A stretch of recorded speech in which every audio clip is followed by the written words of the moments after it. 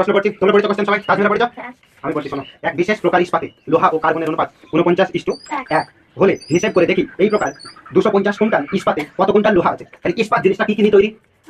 আর carbon. লোহা আর carbon নিয়ে কি তৈরি? ইস্পাত। এখানে যে ইস্পাতটার কথা বলা আছে কত কেজি বলো? 250 কেজি ইস্পাত। এর ভিতরে এই 249 কেজি ধরো, যদি 249 কেজি এর মধ্যে একটা অনুপাত দেওয়া আছে, এটা কি ইস্পাত? এর ভিতরে লোহা আর কি কার্বন। কার্বন এর অনুপাত দেওয়া আছে কত? 49:1। এই অনুপাতে লোহার কার্বন আছে। আমি বলছি ক কেজি লোহা আছে, ক কেজি কার্বন আছে। আমরা হিসাব করি দেখি। এখান থেকে শুরু করি। মোট ইস্পাত কত কেজি বলো? 250 কেজি।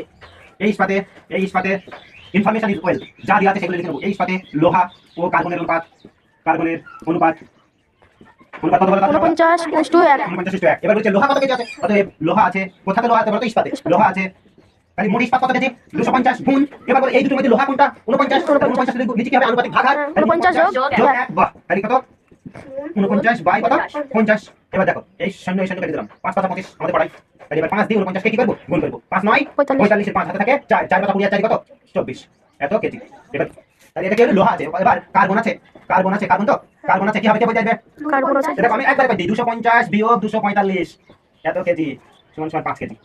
আচ্ছা, 250 কেজির মধ্যে যদি 245 কেজি লোহা থাকে তাহলে কত? কার্বন কত আছে? 250 বিয়োগ 245 সমান 5 কেজি। এভাবে করলেও হবে আর এভাবে করলেও হবে। বুঝতে পেরেছো?